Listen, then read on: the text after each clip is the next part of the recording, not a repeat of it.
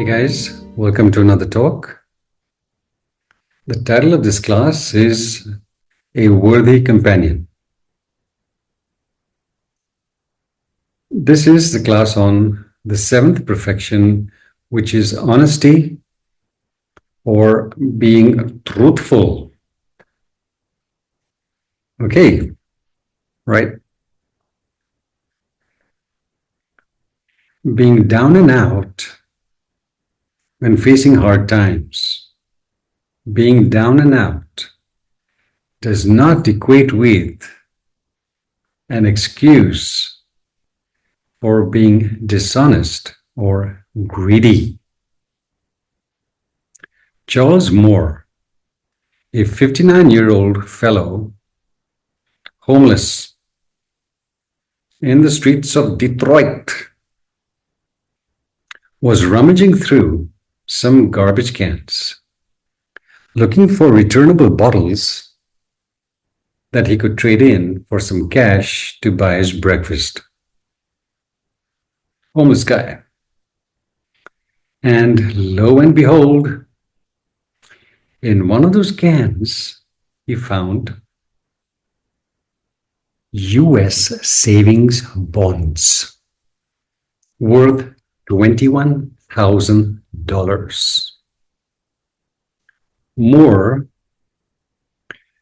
homeless for the first time after losing his job as a roofer, fixing roofs, found these bonds in a white envelope. Nice white envelope. He knew what these bonds were. He knew their value because he had owned some himself when he had a job. Yeah, when during better times, he was also having some of these bonds. But it did not occur to him to run off with the windfall and sell the bonds for their street value of $9,000. Nope. He saw the bonds. He felt that whoever had somehow lost them would be missing them.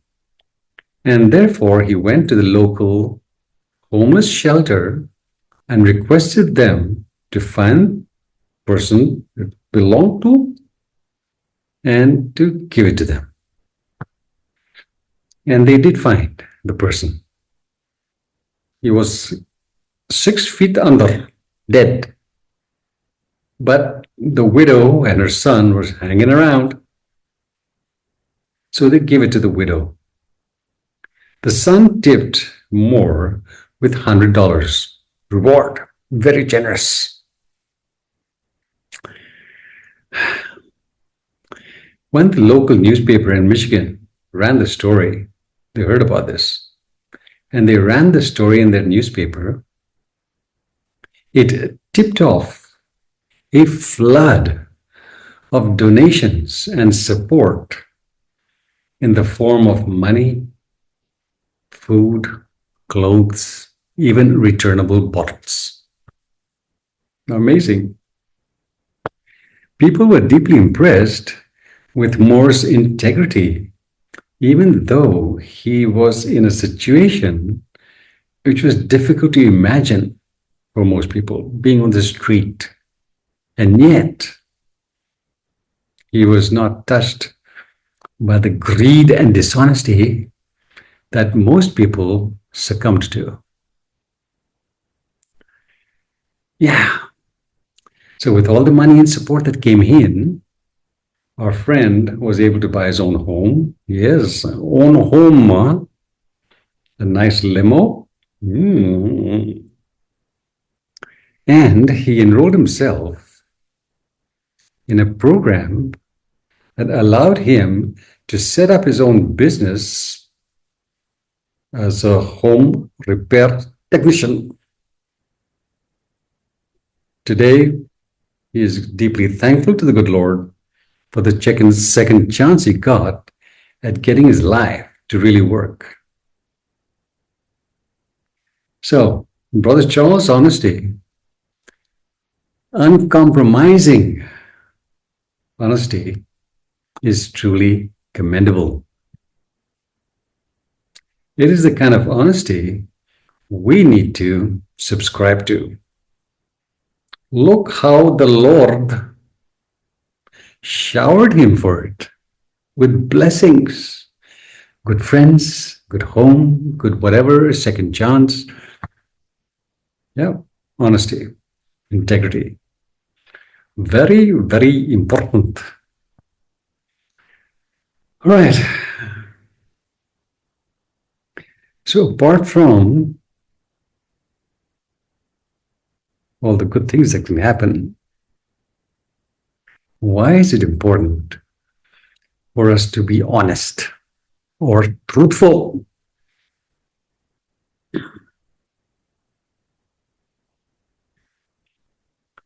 The reason most of us suffer, the reason most of us suffer is because of our wonky worldview. Cannot repeat this enough. Wonky worldview. And the nature of this wonky worldview is such that it makes us see that which is false as being true and that which is true as being false. That's the nature of a wonky worldview. It impairs our discernment. We cannot separate fact from fiction. Not being able to separate fact from fiction, true from false, right from wrong, can't separate, don't know what is what. We engage in wrongdoing. And the consequence of wrongdoing is yes. Suffering. Big time suffering. Okay. To correct this faulty worldview, we require honesty and all the other things we are learning about. Yeah, all the 10 perfections have to be in place, not just honesty. Can't exist without the others. Yeah, but in this class we'll just focus on honesty, but understand it's all the other things all together. Okay. To correct this wonky worldview, we require honesty or truthfulness. Because to see the truth, we need to embody the truth. We need to be one with the truth. Resonate on that frequency, not on another frequency. Yeah? And we resonate on that frequency through actions that are noteworthy, commendable, praiseworthy by the wise, actions that lead to awakening and not into deeper darkness and misery. Okay? To see the truth, we need to embody the truth. You can't see the truth if we are living in falsehood. Impossible. Okay? Hi. Now, there are two forms of truth we need to be crystal clear about. Okay? Two forms. Basic. The first is called provisional truth or relative truth. Okay? What is this provisional or relative truth?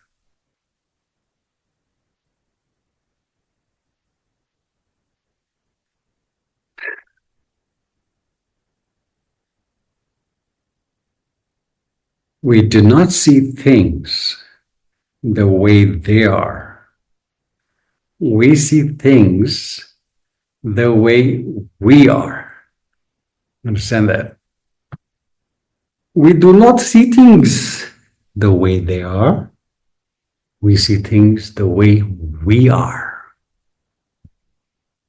What we become from our actions determines the reality we experience. Right? There's a beautiful saying: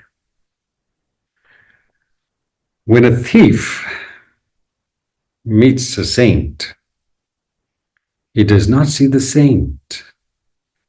He sees only his pockets. But when a saint meets a thief, he does not see the thief. He sees a sleepwalking saint, a saint in the making. We do not see things the way they are. We see things the way we are. What we become from our actions determines the reality we experience. Someone who's arrogant experiences a very different reality from someone who's open to learning. Someone who's kind and loving experiences a very different world from someone who's greedy and selfish, insensitive. Different realities, that's relative truth. Okay?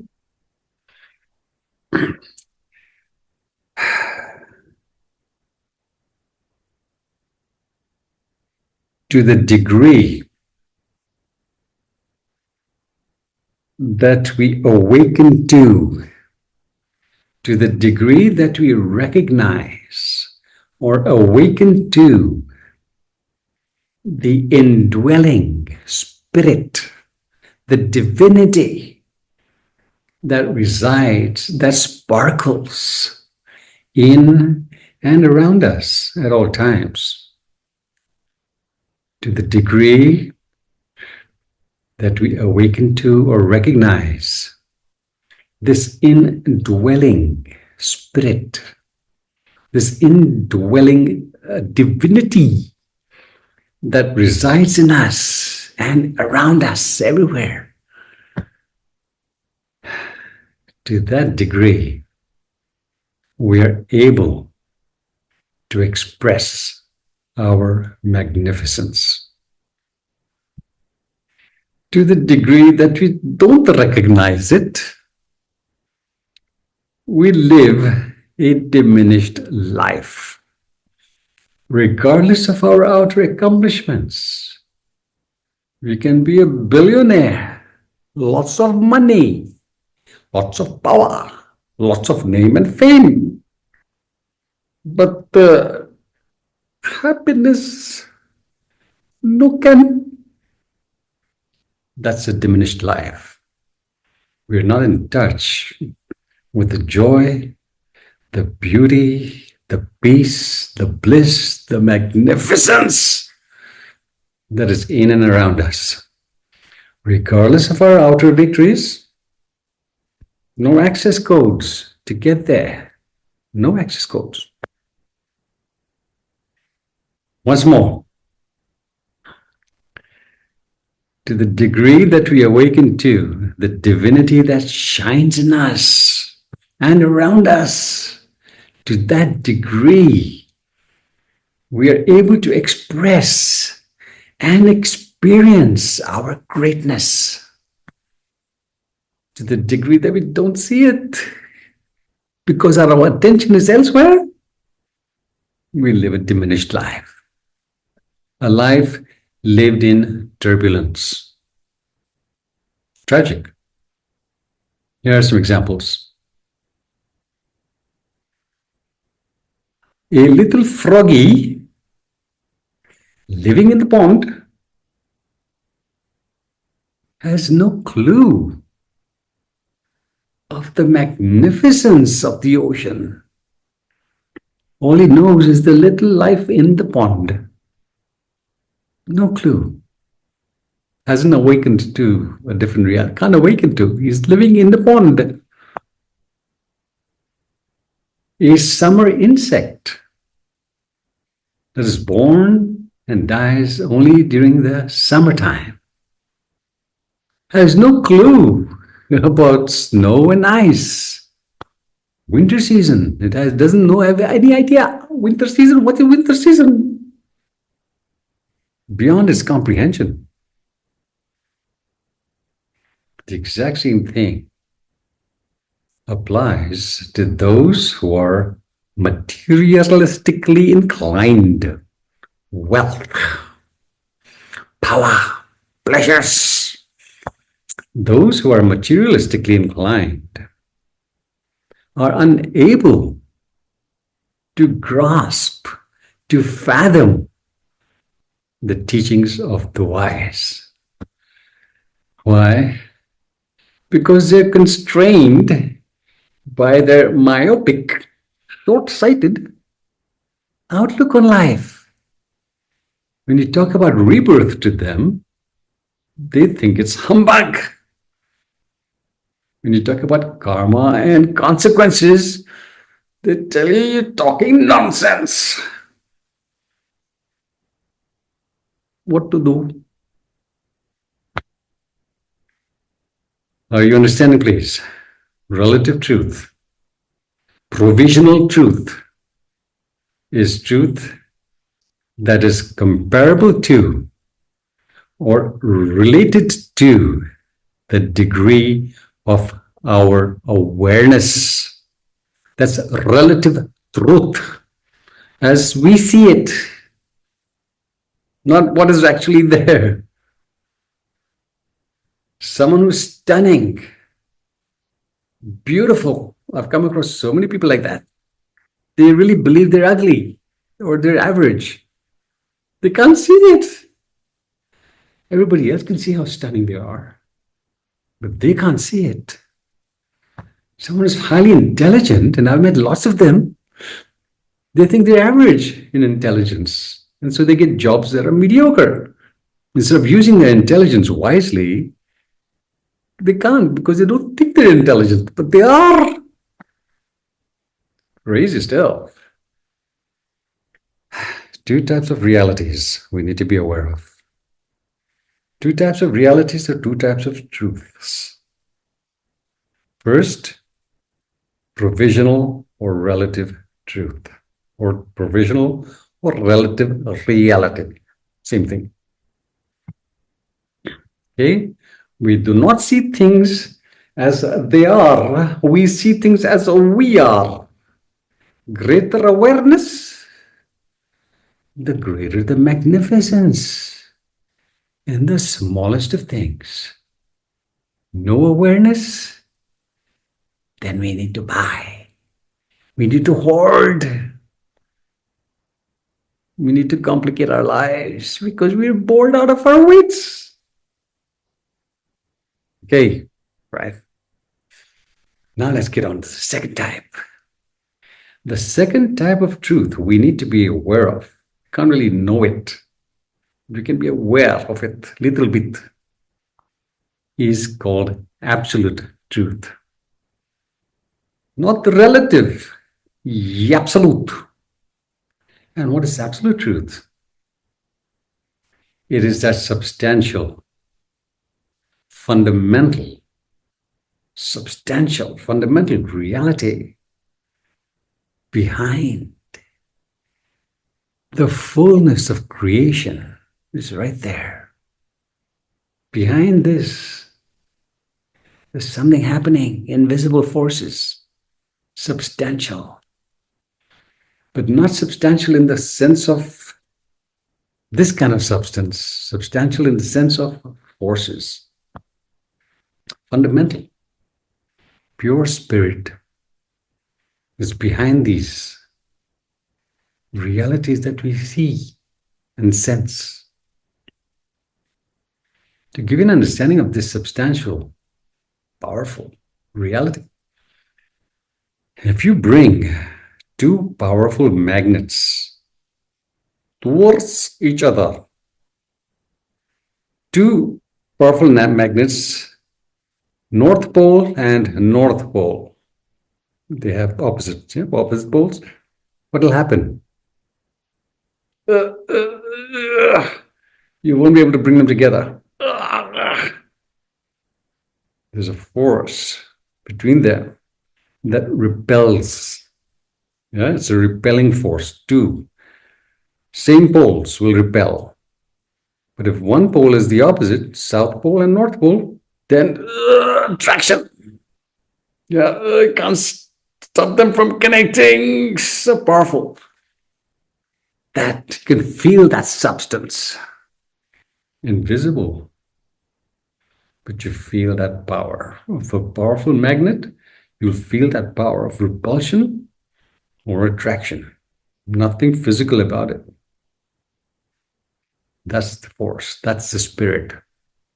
Substantial, fundamental reality behind the fullness of creation. Absolute truth. It is reality that is known only to the mind of God, not our little pea brain. No.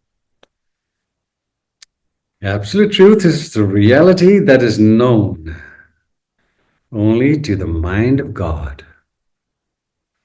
Everyday mind, a mind that is dwelling in spiritual darkness,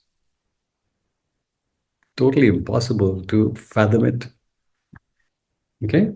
So, but to the degree that we rise in awareness, spiritual awareness, we come closer and closer to this mind of God. Insights, inner vision, not this sight, inner sight. We come closer and closer to the mind of God. And when we get closer to the mind of God through deep practice, something fascinating happens. We are then able to perceive that the world we see around us, this world that we experience with our senses, is extremely illusory. We are told that it's an illusory world by the wise. It is just conceptual theory. Yeah, illusory, okay. But we actually experience it.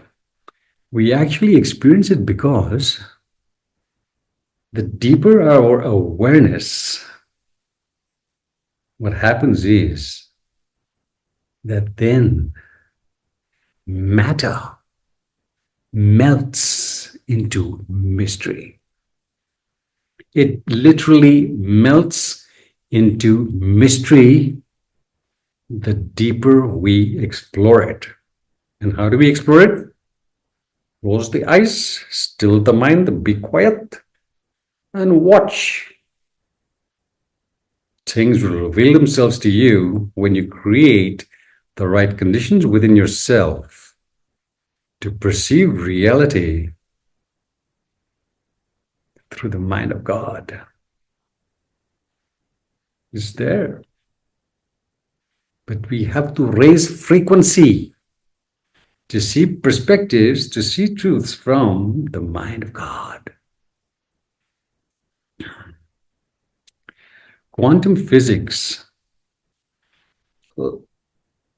nuclear physics abandoned the notion of matter long ago. Matter? No. It now rests, all those physicists, they rest their premises on the fact that everything is, every known thing is simply a vast, unknowable mystery. Absolute truth. You cannot tap into it with a consciousness that is materialistically inclined, too gross, too dull, too dense. The purpose for being honest or truthful, the deeper purpose, well, not only that we stay away from wrongdoing and the suffering it leads to, but we awaken to a reality that is so nurturing, so freeing, so blissful.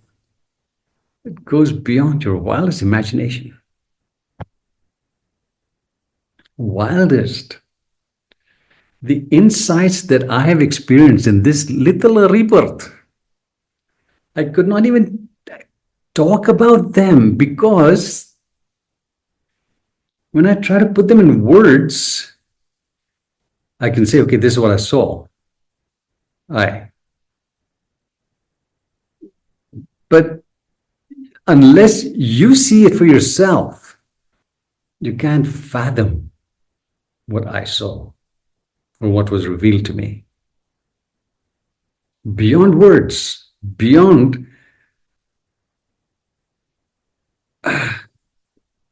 anything you can even think about. But it's there. And life reveals its mysteries to those who absolutely love it and who live in tune with it. You can do it. Whatever I've done, you can do it. But it requires that commitment. It's so amazing what's going on. You can't see. It's another dimension you can't see. But it's there. Like that magnetic current. It's there, tangible, palpable, more real than this reality. Okay, a worthy companion, truthfulness. Why is it that honesty is valued globally, even by the dishonest? A gang member or a gang of thieves, they will rob from other people, they will be dishonest towards other people, but they will be ruthless towards any gang member who robs from them. They value honesty. Understand? It is valued globally, even by the dishonest. Why?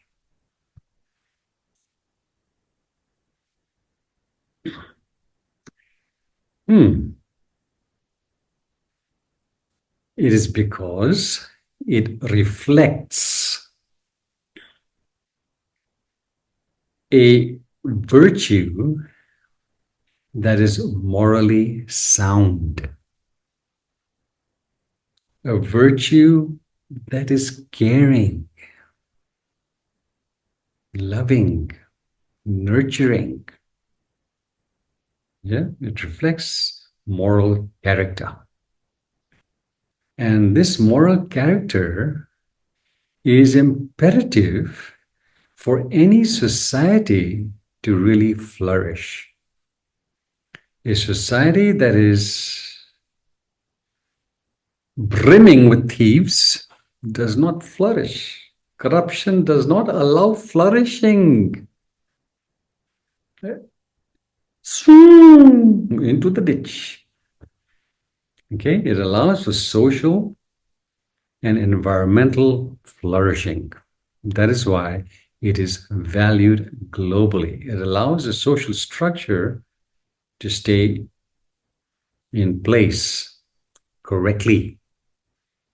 The greater the corruption, the more the chaos in any society, in any country, Terrible stuff.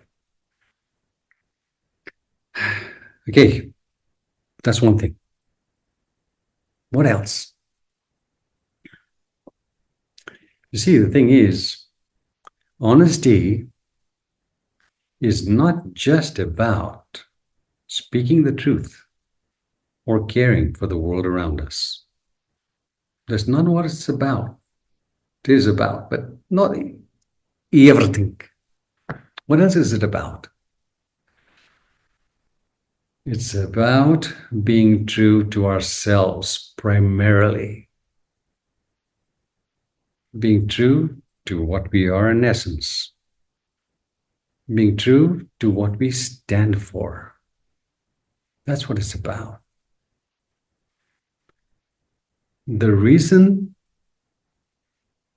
our consciousness is flooded with negative mind states, fear and anxiety and resentment and so forth, and greed, is because we don't know the truth about ourselves.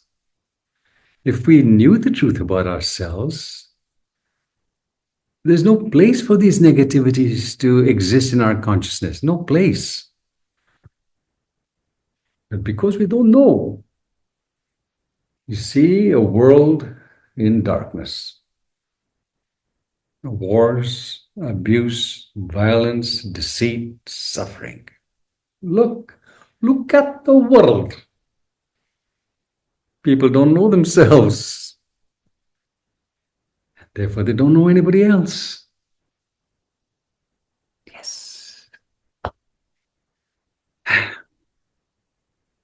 One fine day, a teen idol, yeah, glamour queen, teenage glamour queen, singer. One fine day, she chose to make a public announcement. She had the film crew right there, beautiful hair, and she got her shears and bzzz, bzzz, bzzz, took off her hair. Why did she shave off her head? All that lovely locks gone in public. Why did she do that? At the height of her career as a singer, fans adoring her.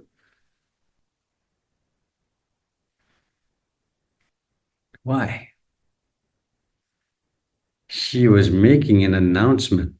She was confessing to herself and to her fans that she was not the person she appeared to be.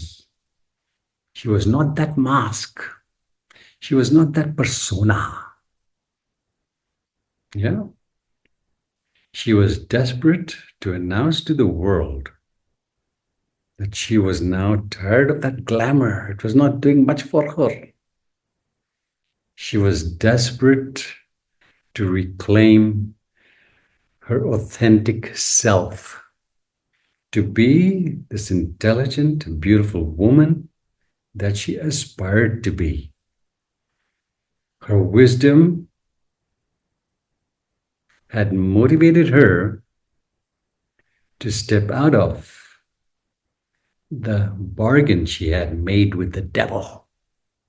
Name, fame, power, position, money, but the empty inside. Fed up.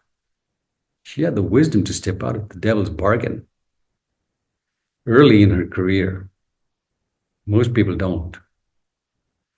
They wear their masks for so long that they're no longer wearing the mask.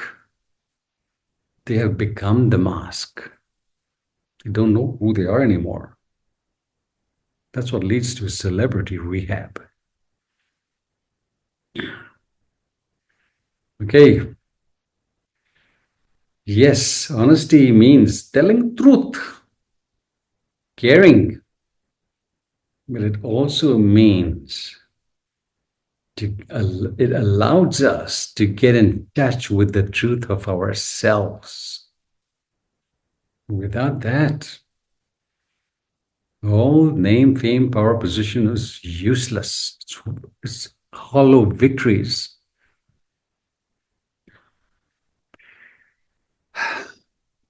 To craft a remarkable life that is of great value to all,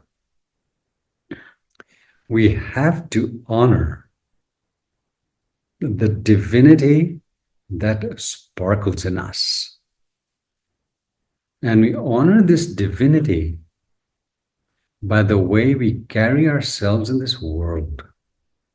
Do we carry ourselves in a manner that, yes, we are worthy, we're capable, or do we walk around in the shadows like a little mouse? To the degree that we affirm ourselves, to the degree that we affirm our greatness, we flourish in this world. But to the degree that we deny our greatness, we flounder, we suffer, we live in victim consciousness, truthfulness. So,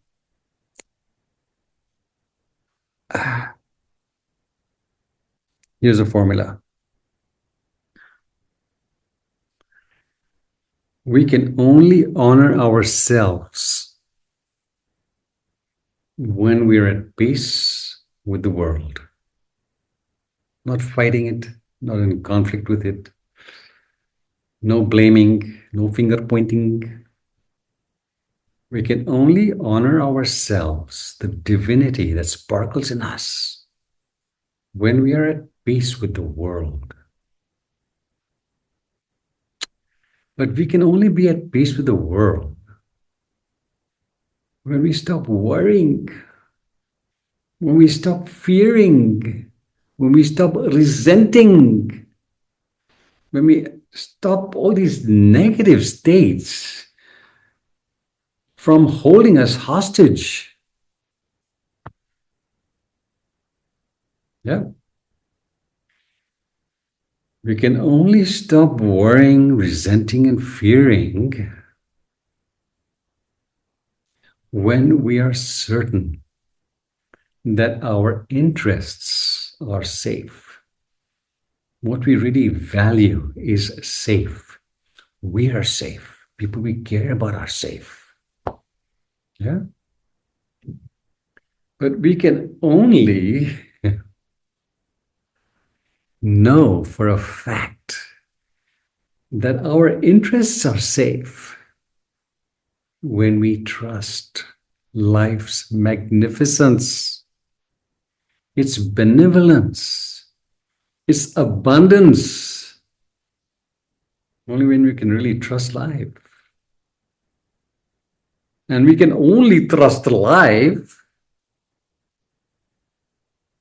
when we are able to acknowledge the unsurpassed resources we are born with. But how do we acknowledge these unsurpassed resources? These ultrasonic forces of the cosmos that flow in us. So sorry, it all begins with personal refinement. Are you getting that? This is the formula for living well, from coming out of darkness. It is only through personal refinement that we acquire the skill set to honor ourselves with a peaceful mind, with trust in our heart, no negativities. Cannot be postponed. It is not optional. So, how do we measure How do we measure if we're really living in alignment with this truth about ourselves? That we are pure spirit. Nothing matter about us. No matter. Pure spirit. How do we measure this awareness that we're really knowing our place in this world? We're really knowing this world. How do we measure that? Let's look at a few reasons. Let's look at a few signposts. First and foremost, it is measured by the number of people we encourage and inspire towards a higher form of living, which means get out of the rat race, boys. There's no higher form of living in the rat race. Yeah. First and foremost, how many people do we encourage and inspire to step out of the rat race towards a higher form of living, in which they can also make money? But money is not the primary motivation for why they work. They work because of love, and the money follows. Clear? Okay.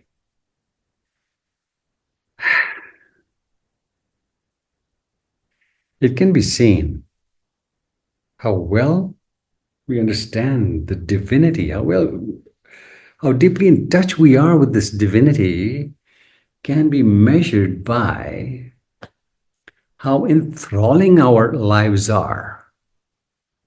No more boredom, no more restlessness. Our lives are enriching, enthralling, joyful. There's so much to learn in this world. Not Netflix, not shopping sprees, not ridiculous vacations where you just,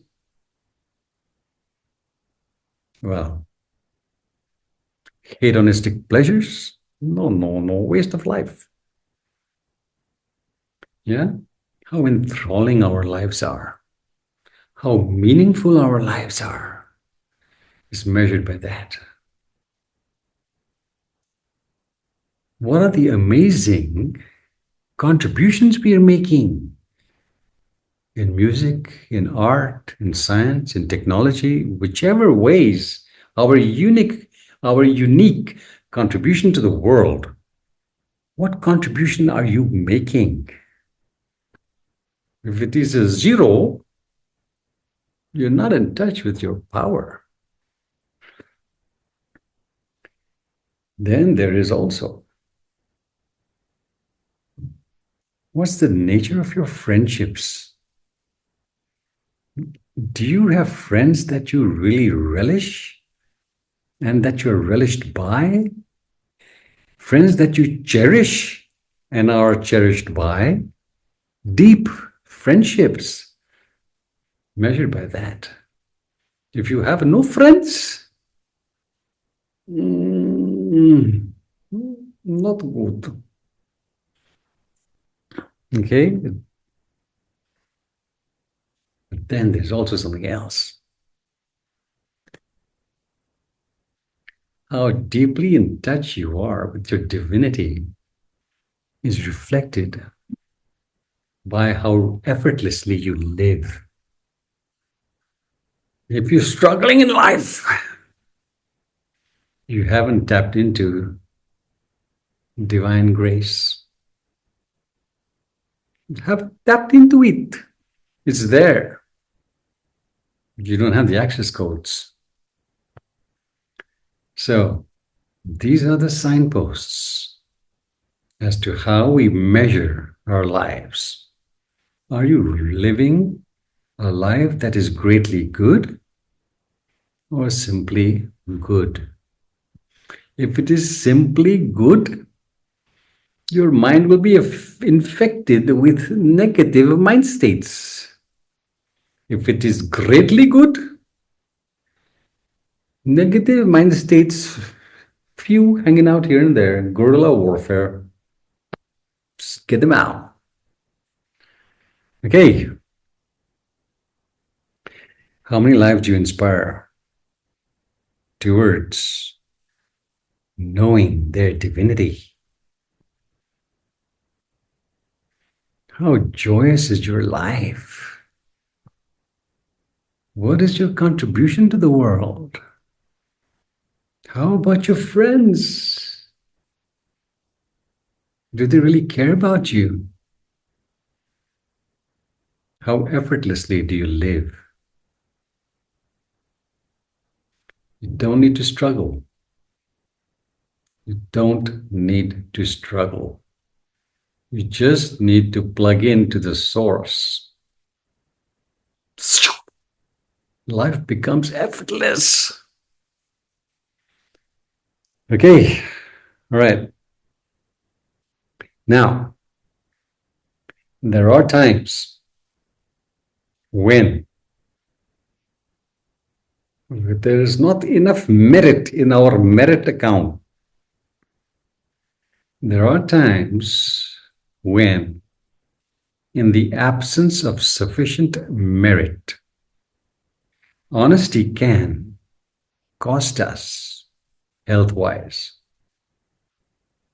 What am I talking about?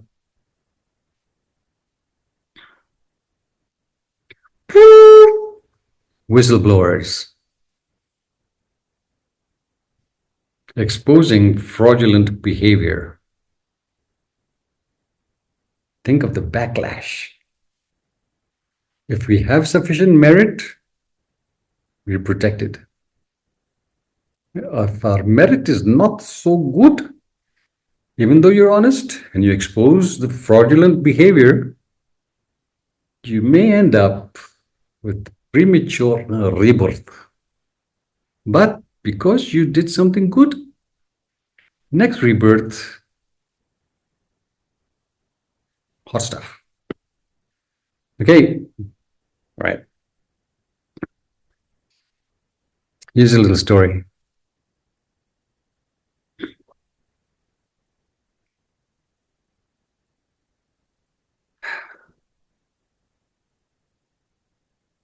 My dad was posted by the Indian government. He was posted to Nigeria exchange program between two governments. We went there in 1966, and this was during the middle of the Biafran War, civil war. Fortunately, Lagos, the capital, was not affected. Hardly nothing there. The slaughter was taking place in Biafra, all because of oil, money, power. And the Biafran War displaced lots of young men, lots of families, lots of suffering. Their education was deferred because they were recruited, young guys were recruited in the army to fight the war. Once the war ended, they started going to schools and colleges to educate themselves to make a living. So we had in school and colleges veterans, older fellows in class with younger fellows. Okay, I keep the story short. After I finished my schooling, I entered technical college in Lagos to study graphic design. It was a 4-year program.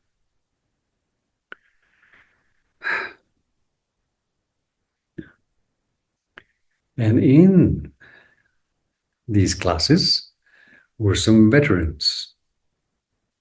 One of them, greatly feared by everybody else because he was a little bit nuts. Some screw had fallen out during the war. He was pretty volatile. Tall guy by the name of Cornell. Tall fellow, lanky. He had a reputation for being pretty violent. People gave him his space. I was in class A. Connell was in class B. I hardly knew him. But for some strange reason, and it's happened to me many times, people who don't even know me take a liking to me.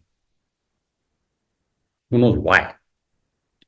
So on this one day, one morning, after class, we two classes had come together for a life drawing. Yeah, life drawing is when you have these nude models and you draw the human anatomy. Yeah. After class, I was walking down the stairs, going to the ceramic class, and I hear, and I wasn't called Behram in those days. I was called Billy. Billy. You won't go into why that. Okay. Hey, Billy. I was walking down. I looked up. There's Connell standing up there. Hey, Connell, what's up? Billy, if anybody troubles you, you will come to me. I will take care of them. Where did that come from? Thanks, Connell, but no one's troubling me. No, Billy, you will tell me if anybody troubles you. You will tell me and I will take care of them. Out of the blue, this fellow wants to be my friend and he wants to protect me. It's amazing. Out of the blue. Thanks, Connell. I'll let you know. Thanks. Okay. Remember. Okay. Now we became friends. Not close friends, but friends. And he absolutely loved me. For some strange reason, I didn't do anything for him, but he absolutely loved me. And I have stories about him, which I'll talk about in other classes. But in this class, here's the story which pertains to this class. My dorm room, or the block where the dormitory was, men's dorm room, was opposite the cafeteria. And on this particular night, I was busy working with my assignment. My roommate, bunk bed, yeah, small rooms we had, not like in the US, small rooms, yeah, bunk bed, working. I heard this commotion around 10:30 in the night in the cafeteria. That's where people have TV, games, chomping, so on. I heard this big ruckus over there. Didn't pay any attention, and then died down. And suddenly I heard this knocking on the door. This time, who's coming here? My roommate was not there. He had gone to express his talents in the women's dorm. We won't talk about that right now. Okay? Right. So there was a knocking on the door, opened the door, and this one of my classmates just barged right in and shut the door behind him. Trembling, sweating, trembling. Billy, you have to save me. Connell is coming to kill me. So what? Connell is coming to kill me. Please, Billy, you have to save me. What happened? We were playing cards. We were gambling. And he was cheating. So I told him he was cheating. He didn't like it. He said, I'm going to kill you. Really? Just because you told him he's a cheater, he's going to kill you? Really, he's drunk. He's stoned. He doesn't know what he's doing. All right. Get on the bed, boy. And stop whimpering. You couldn't help him. Like a little puppy, he was whimpering. Scrambled under the bed.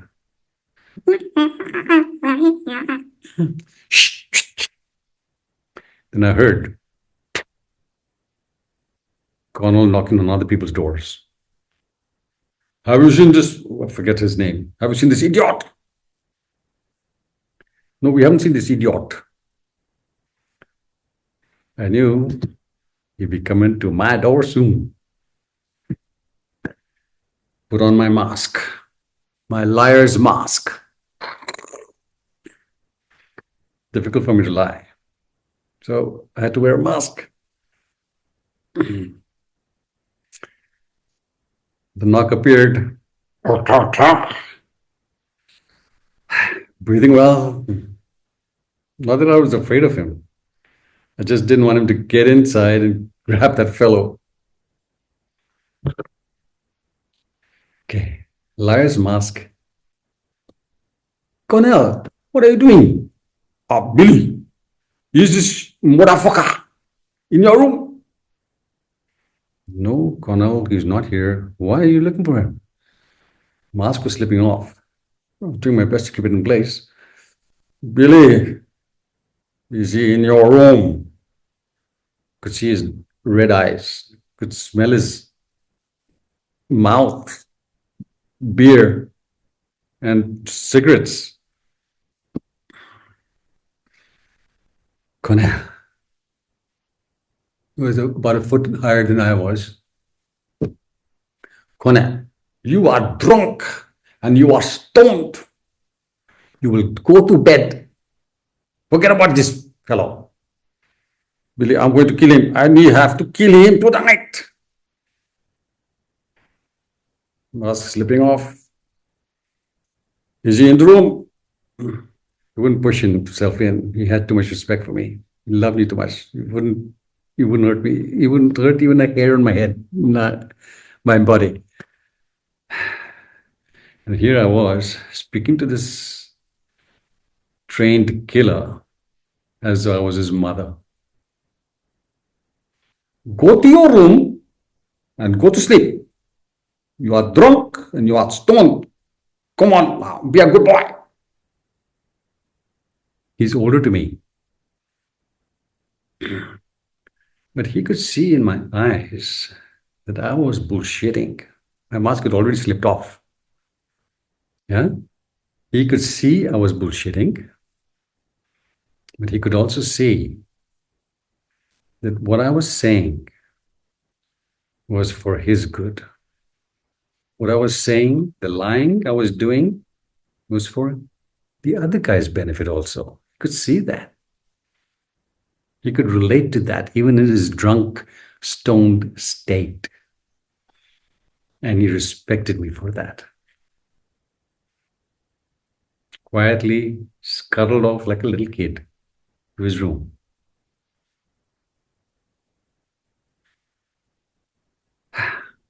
The power of love.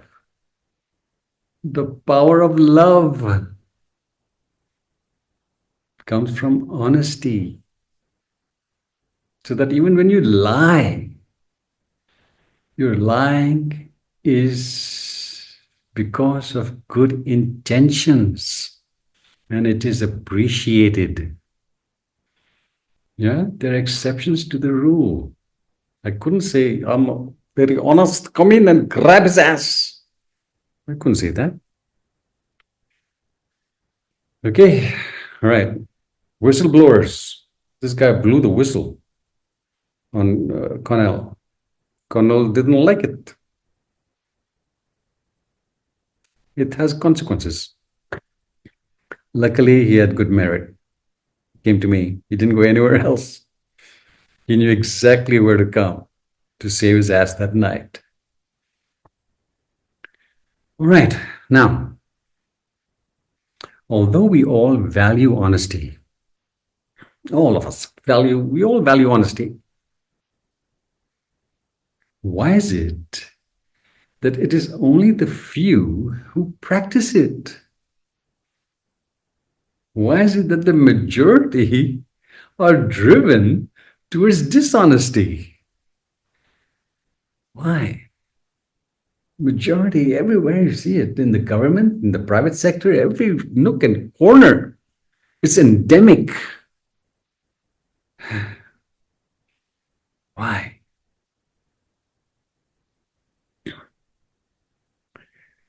Well, there are several reasons, but we cannot go into all of the reasons. No can. Let us look at just two.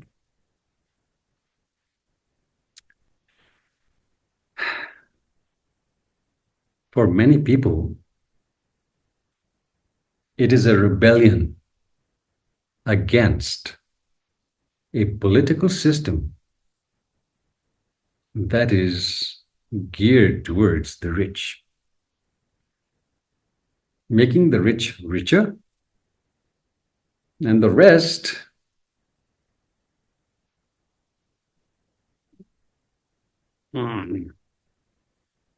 it's a rebellion against a political system that is unfair. So we might as well get a piece of the pie while we can. One reason: keep the poor poor, keep the middle class middle class. The rich, they make the laws, and the laws are all in their favor. So let's screw them. Okay, that's one reason. The other reason, which is really the primary reason, is because of our faulty worldview that makes us believe that supply is uncertain. What supply? What is the supply that we think of as uncertain? Two things. We doubt our inborn resources. That's the supply. We doubt our magnificence, regardless, even if we are born in the gutter. We doubt our magnificence. And second, we doubt life's benevolence and abundance. There's plenty to go around. All because personal refinement is optional. Yes, so we don't know magnificence. But we know of many people. There are millions of examples, if we only look for them, of people who were born in poverty, who have risen to amazing heights, even though born in poverty. Two examples. Ingvar Kamprad. Does the name sound familiar? Ingvar Kamprad, born in poverty in Sweden. Look at the empire he's built. IKEA.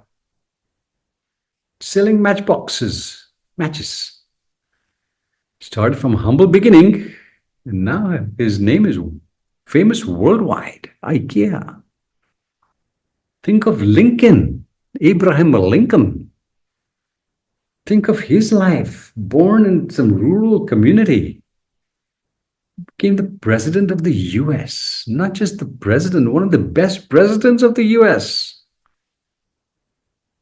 So the excuse that the rich are getting richer and the poor remain poor, it doesn't hold any water. It's this doubting that supply is uncertain. That's where the problem is. And that comes from a faulty worldview. Lincoln didn't believe in that worldview. Ingvar Kamprad didn't believe in it either. People were rich. I can be rich also. I can do something great with my life also. There are countless examples. There's no excuse. No excuse. Right? Right.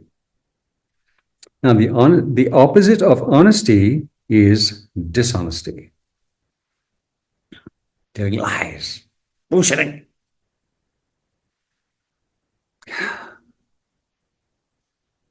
It is equally harmful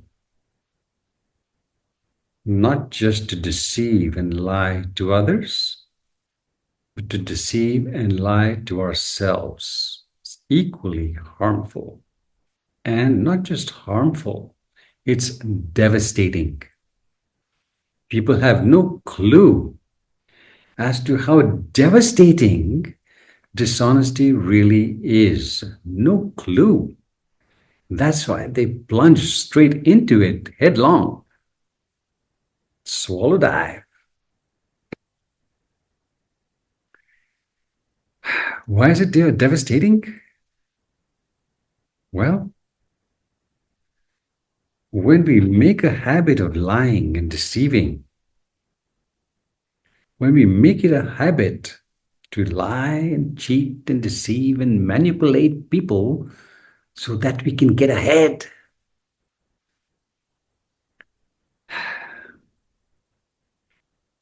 we get caught in a web of deceit ourselves. We entangle ourselves in an intricate web of deceit that's really difficult to come out of.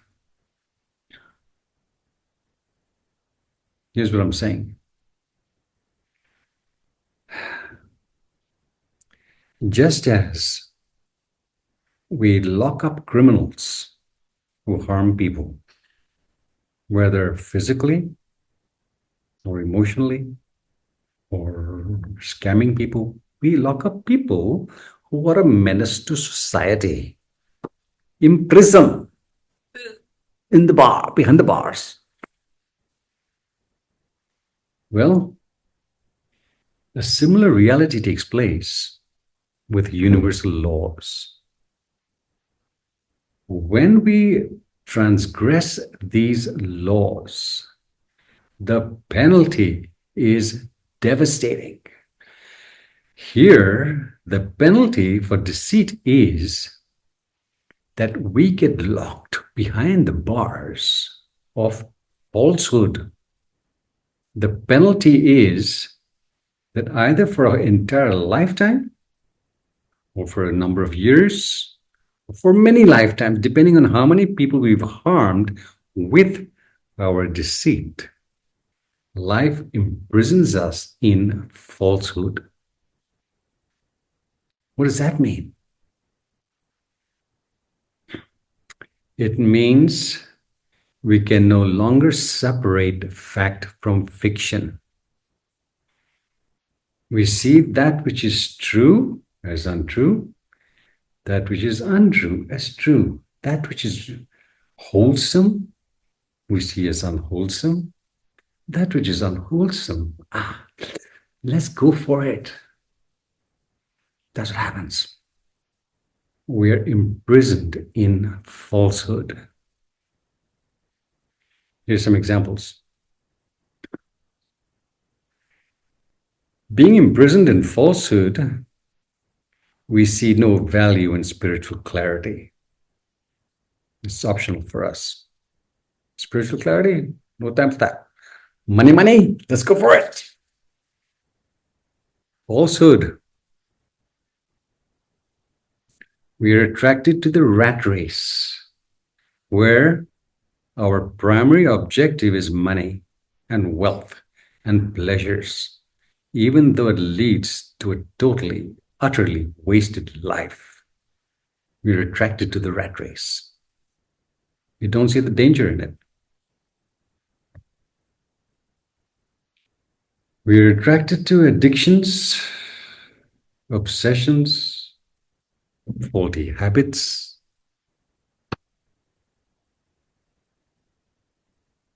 pleasurable, so wasted life. We are attracted to marital partners that will cause us great harm. But we see them as, wow, I have to get married here. You marry a nightmare. Can't see. Falsehood. We're attracted to jobs. Wow. Name, fame, power, position, perks. Of course, let's jump in. Bypass surgery. Riddled with illnesses. We're attracted to fiasco, in short. Can't separate fact from fiction. That's the penalty of dishonesty. We're locked for a number of years, or for an entire lifetime, or for many, many lifetimes, depending on the number of people we have harmed with our deceit. Karmic consequences, fair exchange.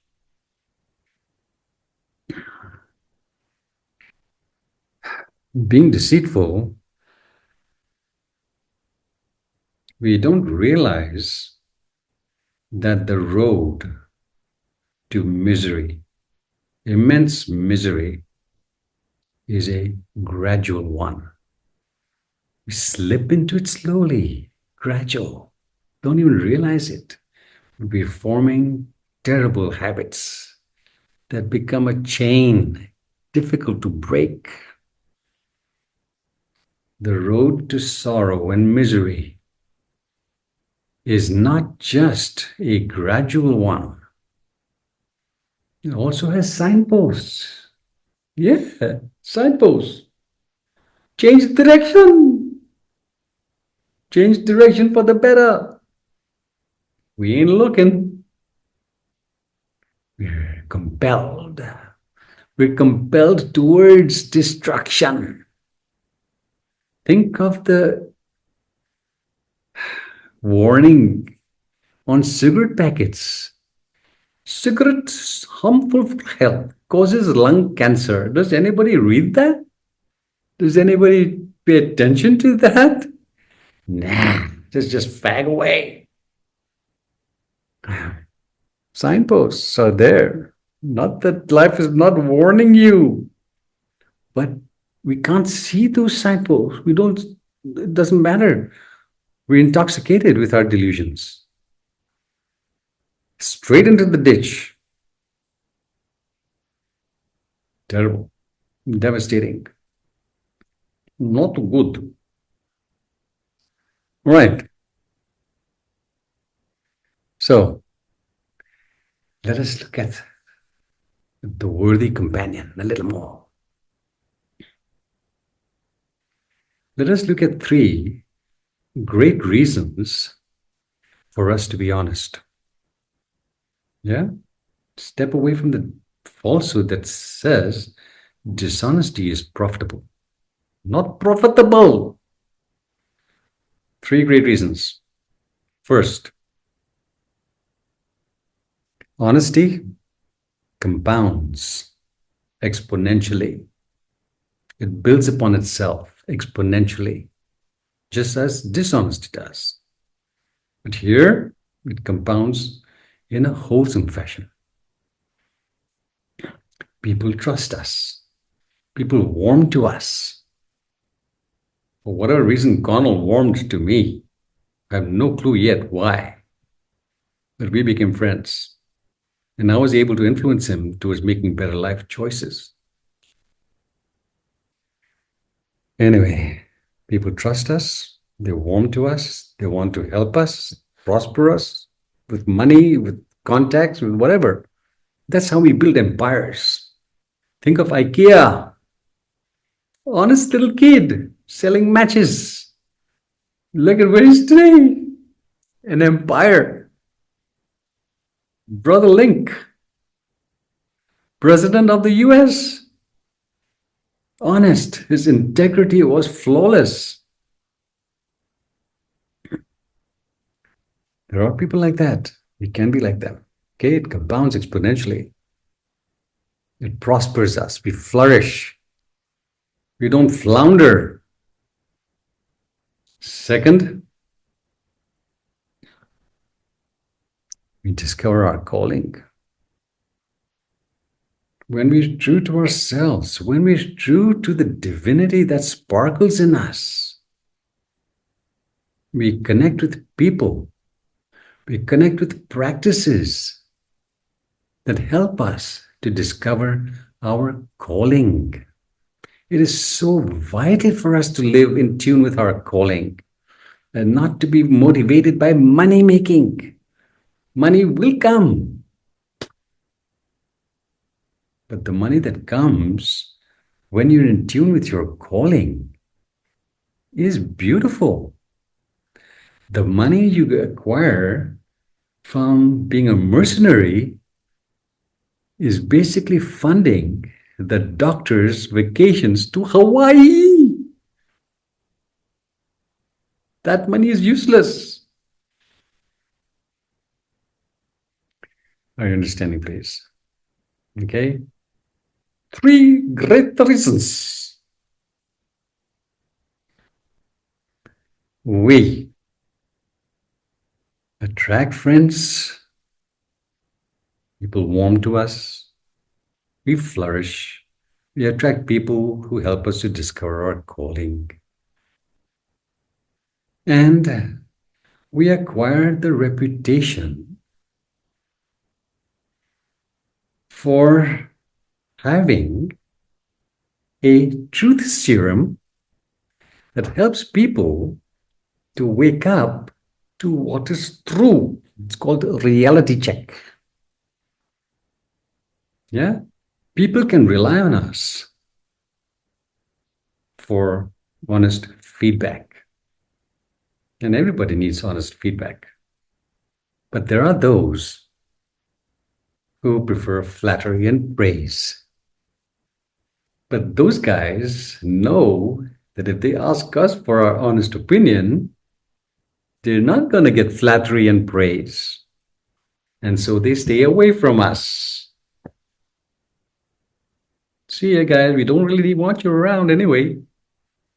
Those who are keen to wake up, those who are keen to better their lives, will come to us. We attract good people into our lives. So the people who have this allergic reaction to truth serums, vaccine, reality checks, they stay away from people who give truth serums because they're not in touch with the first principle for being wise and loving. And what is the first principle for us to be wise and loving?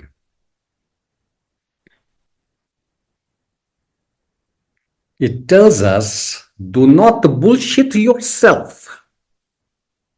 Stop fooling yourself. First principle. You want to be wise? You want to be loving? Stop.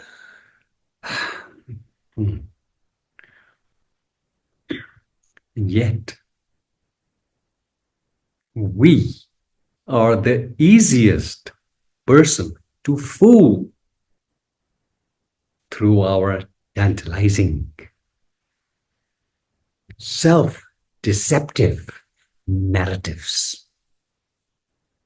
The self-talk we feast on daily, chomp, chomp, chomp. All the garbage goes on in the brain. Stop fooling yourself. But we are the easiest person to fool with our self-talk, self-diminishing, self-deceptive self-talk. So convinced we can't. It's so difficult. Life is difficult.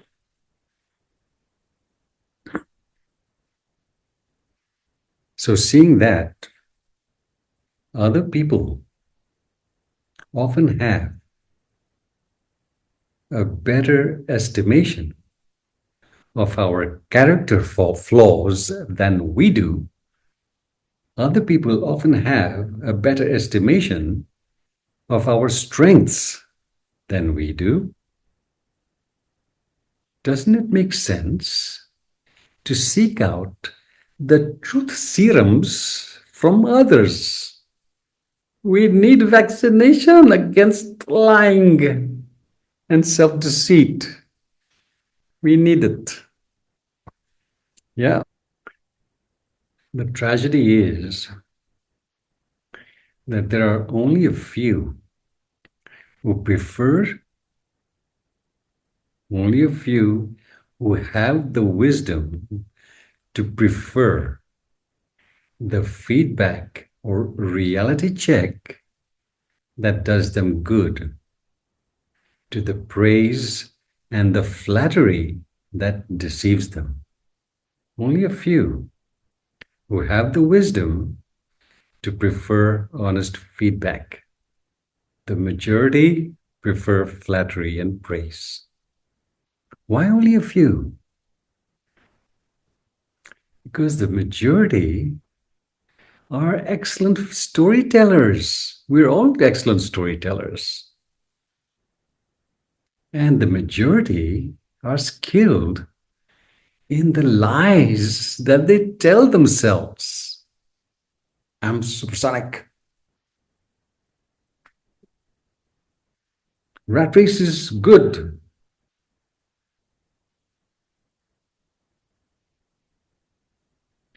That's why they stay away from truth serums, which would do them a world of good, but they stay away from allergic reaction. So have you ever considered what kind of person you would be? You. Have you ever considered what kind of person you would be if your arrogance, your folly, repeated folly, and your self deceit was never pointed out to you? Have you ever considered what kind of person you would be if all you required, all you thrived on was praise and flattery? If your arrogance, self deceit, folly was not pointed out to you? Let me tell you what kind of person.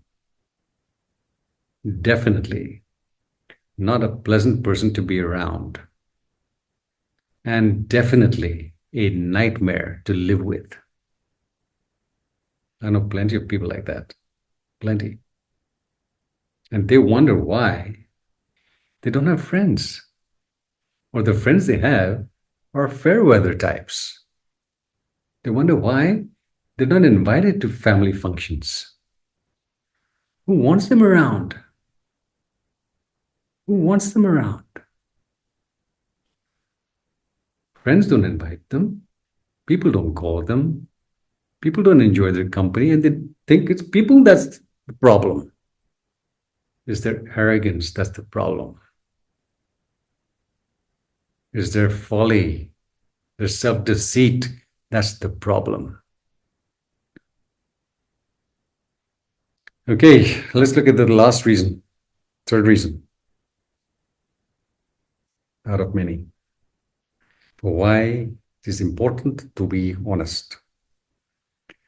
Honesty has this incredibly, enormously transformative power that is mind boggling.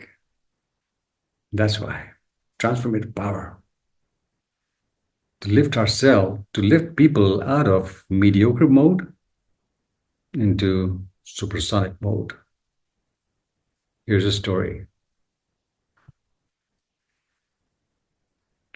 Umi-san, Japanese. She moved from the city life to be closer to her friend Chloe, who lived in a small town in the US. Simple, small town in the US. No city craziness. And Umi-san had a passion for reading. She loved books. So once she settled down in this new place, she went to the local library. But she was not impressed with the librarian or with the way things were working over there in the library. Coming from the city, she had different expectations. So she complained to her friend Chloe how third grade the librarian was, and books and so forth,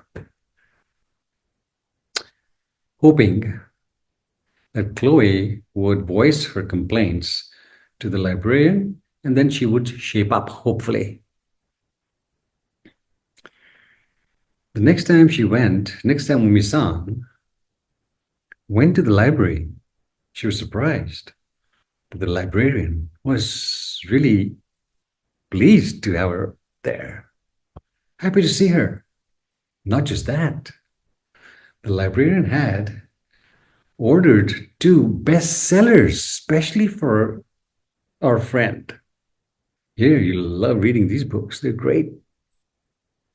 Umi-san was impressed. Wow, what a change. The library was also tidied up.